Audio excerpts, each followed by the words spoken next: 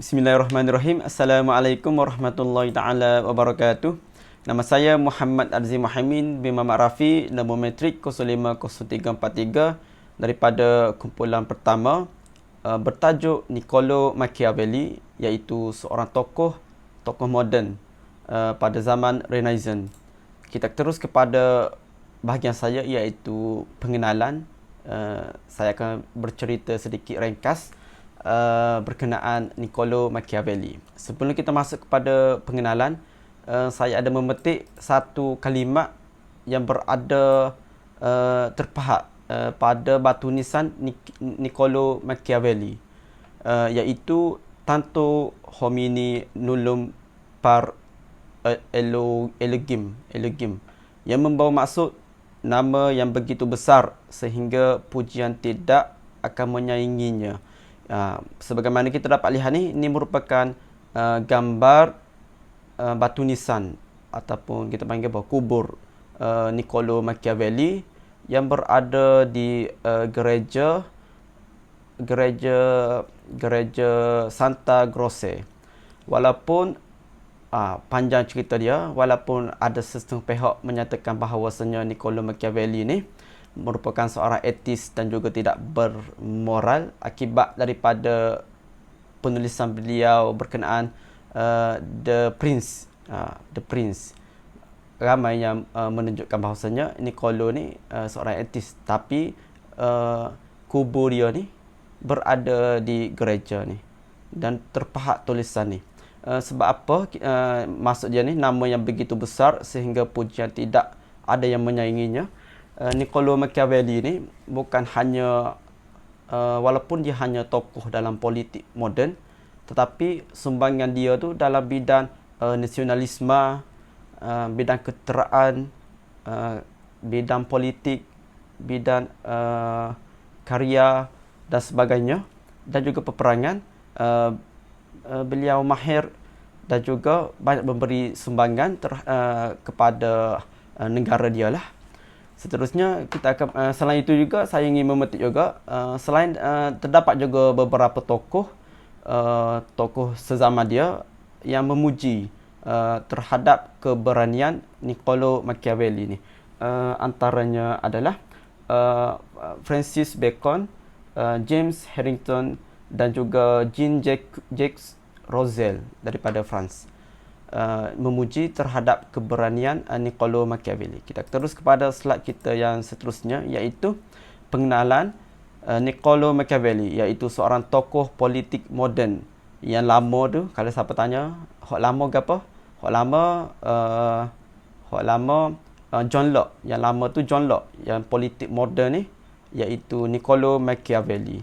Berkenaan politik moden Niccolo Machiavelli ni, banyak karya dia yang ditulis, dan juga hasil daripada politik moden ni, dia membawa daripada politik dinasti di Medici ni.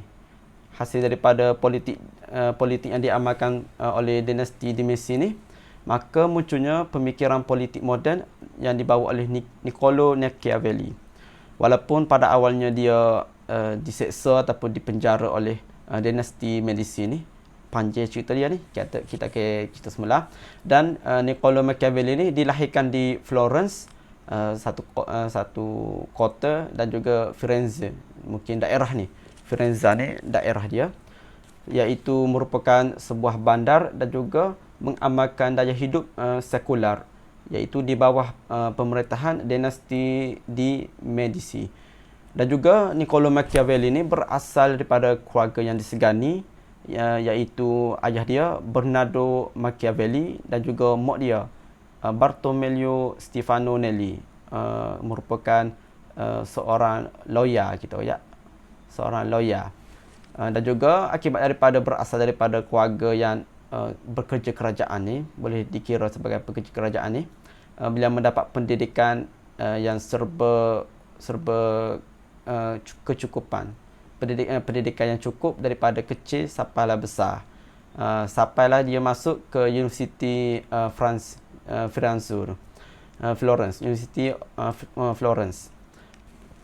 Seterusnya kita akan pergi kepada poin kita yang terakhir, iaitu politik dinasti di Medici. Di sinilah bermulanya pandangan Niccolò Machiavelli terhadap politik, ataupun kita boleh panggil dinasti di Medici ini sebagai half of Medici, yang memerintah selama 60 tahun, dan juga berkenaan House of Medici ini terdapat banyak novel dan juga movie, filem berkenaan House of Medici ini. Politik di Medici ini mengamalkan politik secara keras ataupun kuku besi terhadap rakyat dia. Tetapi Niccolò Machiavelli ini mengamalkan sistem begitu, tetapi ada satu kata-kata dia, iaitu antara cinta dan juga kejam. Kalau kita tidak dapat kedua-duanya, lebih baik kejam daripada cinta. Kalau kita dapat cinta, lebih baik daripada kita kejam. Tetapi kekejaman dia tu ada tahap dia dalam politik. Tetapi dinasti di Medici ni, House of Medici ni, kekejaman dia tu unlimited kot, nak sebut unlimited. Tapi yang Niccolò Machiavelli ni ada tahap dia lah, kekejaman dia tu. Dan juga pemikiran dinasti ni hampir sama dengan yang dibawa oleh Thomas Aquinas dan juga St. Augustus, iaitu berkenaan urusan agama ni tidak boleh masuk campur terhadap urusan negara. Itu sahaja daripada saya. Assalamualaikum warahmatullahi taala wabarakatuh. Assalamualaikum warahmatullahi taala wabarakatuh. Saya Muhammad Diaudin bin Rosli, nombor metrik 049848. Baik, sedikit biodata mengenai seorang tokoh yang bernama Niccolò Machiavelli. Beliau bernama Niccolò Machiavelli, dilahirkan pada 3 Mei 1469 di Florence, Itali. Beliau merupakan anak kedua kepada seorang peguam yang bernama Bernardo Machiavelli, yakni bapanya, dan ibunya yang bernama Bartolome. Keluarga beliau merupakan keluarga kelas menengah bangsawan Oltrano, iaitu sebuah daerah di kawasan Florence. Akan tetapi keluarga beliau bukanlah seperti keluarga bangsawan yang lain. Hal ini kerana terdapat juga catatan oleh Niccolò Machiavelli yang menghantar surat kepada Francisco Vettori pada tahun 1513 yang menceritakan mengenai zaman kanak-kanaknya yang berada dalam kehidupan yang miskin. Akan tetapi kehidupan peribadi Niccolò Machiavelli ini tidaklah begitu banyak. Namun dapat dilaporkan oleh beberapa catatan sejarah yang mana pada tahun 1502 beliau telah berkahwin dengan seorang wanita yang bernama Marietta Corsini dan dikurniakan 6 orang anak. Pada tanggal 21 Jun 1527 merupakan tanggal beliau menghembuskan nafasnya yang terakhir. Pada ketika itu beliau berusia 58 tahun. Baik, mengenai latar belakang pendidikan beliau, beliau telah mula belajar ataupun banyak menghabiskan masa beliau untuk belajar membaca pada usia yang awal, dan beliau tidaklah berkembang pada ketika itu seperti kanak-kanak yang seusia dengannya. Beliau mendapat pendidikan asas dari bapanya ketika kecil, dan bapanya telah banyak memberikan pendidikan seperti aritmetik, tata bahasa, retorik dan juga Latin. Selain itu, Machiavelli juga sangat bertuah kerana beliau mendapat pendidikan yang baik daripada beberapa orang gurunya seperti Maestro Matteo dan Paolo da Ronciglione. Setelah dewasa, beliau meneruskan pendidikan ataupun pengajiannya dalam bidang sejarah dan falsafah moral di Studio Fiorentino, iaitu salah sebuah universiti yang terletak di Florence. Baik, mengenai riwayat hidup beliau, kita dapat membahagikannya kepada 3 peringkat. Peringkat yang pertama pada tahun 1469 sehingga 1494 merupakan peringkat pengajiannya, seperti yang saya ceritakan pada latar belakang pendidikan beliau. Kemudian peringkat yang kedua pula pada tahun 1494 sehinggalah 1512. Sepanjang 30 tahun ini beliau telah melibatkan diri dalam kegiatan politik, dan pada sepanjang tempoh tersebut juga beliau telah menyaksikan dan merasai tampuk pemimpinan di kawasan beliau ataupun di negara Florence itu dipegang oleh pemerintah yang berbeza, dipegang oleh dua pemerintah yang berbeza dengan cara pemerintahan yang berbeza. Dan peringkat yang ketiga pula pada tahun 1513 hinggalah 1527, pada ketika ini beliau telah bersara daripada kegiatan politik dan banyak melibatkan diri dalam kegiatan ilmiah, yakni beliau banyak menghasilkan karya-karya. Antaranya yang popular adalah karya yang bernama The Prince. Sekian, terima kasih. Assalamualaikum warahmatullahi wabarakatuh. Nama saya Ahmad Haris Baharudin, 051012 daripada Usuluddin B. Hari ini akan membentangkan subtopik yang seterusnya, iaitu falsafah yang dianuti oleh Niccolo Machiavelli. Niccolo Machiavelli yang dilahirkan pada abad pasca gerakan Renaissance, iaitu antara abad 14 hingga abad ke-16, yang mana pada abad tersebut dipengaruhi oleh aliran humanism. Aliran humanism merupakan suatu aliran pemikiran yang menekankan soal-soal aspek kemanusiaan dan bukan lagi soal-soal aspek ketuhanan, dogma atau tahyul, yang mana pada abad tersebut merujuk kepada falsafah skolastik Kristian. Lebih tepat lagi, aliran ini merupakan suatu fahaman yang bertolak daripada yang menganggap bahawa manusia itu berdiri sendiri. Dengan kata lain, tidak memerlukan bersandar kepada Tuhan ataupun doktrin agama. Niccolo Machiavelli terkenal ataupun lebih sinonim dengan falsafahnya dalam bidang politik. Bukunya iaitu The Prince ditujukan khas kepada pemerintah pada zamannya ketika itu. Ia adalah hasil daripada pengalaman beliau yang telah lama menceburi dalam bidang politik. Dalam buku tersebut, beliau telah mengemukakan satu gagasan, iaitu fahaman yang menghalalkan segala apa cara sekalipun asalkan matlamat yang diinginkan oleh seseorang ataupun individu itu terlaksana ataupun tercapai. Oleh sebab itu, beliau telah mengkriteriakan ciri-ciri atau sifat seorang pemimpin menurut pandangan beliau. Pertama sekali, seseorang pemimpin itu mestilah ditakuti ataupun digeruni. Hal ini kerana keselamatan dan kuasa pemerintah akan lebih terjamin dan selamat daripada sebarang penentangan ataupun pemberontakan.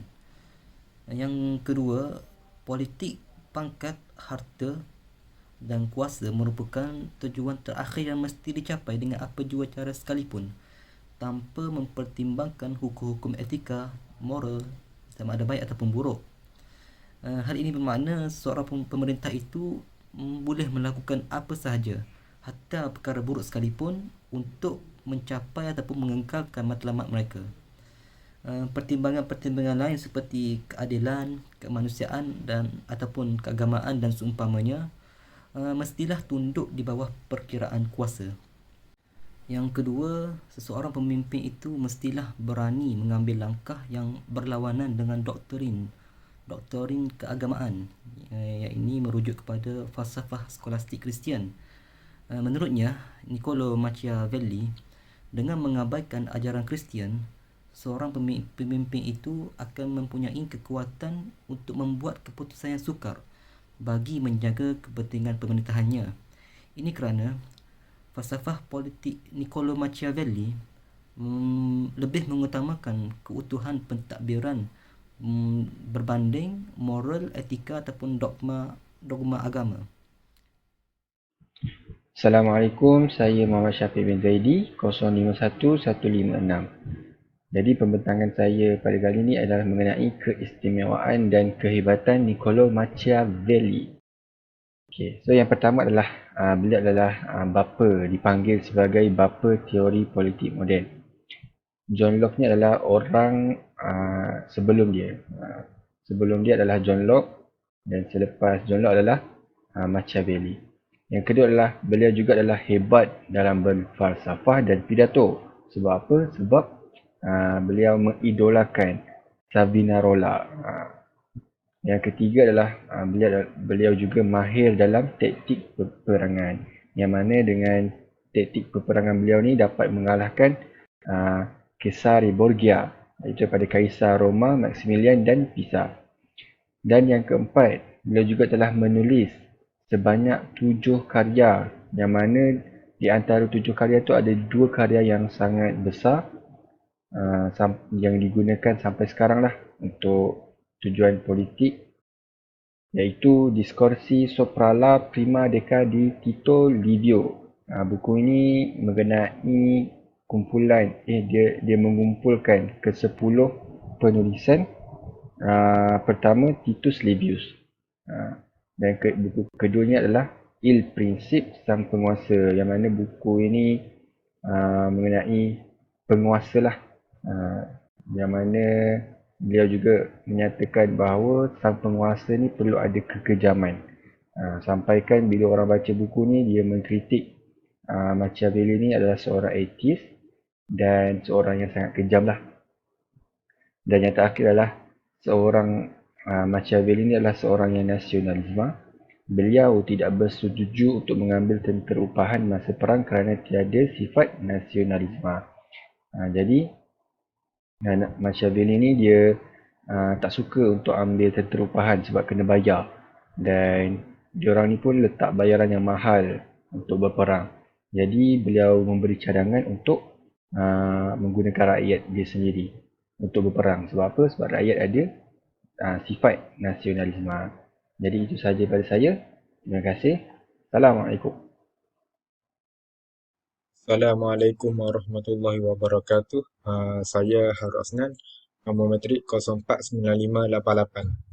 Sebagai kesimpulan yang dapat kita peroleh daripada tokoh falsafah moden Niccolo Machiavelli ini, ialah di sebalik gagasan-gagasan dia Machiavelli dalam The Priest tentang cara mempertahankan kekuasaan, sebenarnya Machiavelli juga mengungkap cara-cara pemerintah mempertahankan absolutism kekuasaan, iaitu sistem monarki.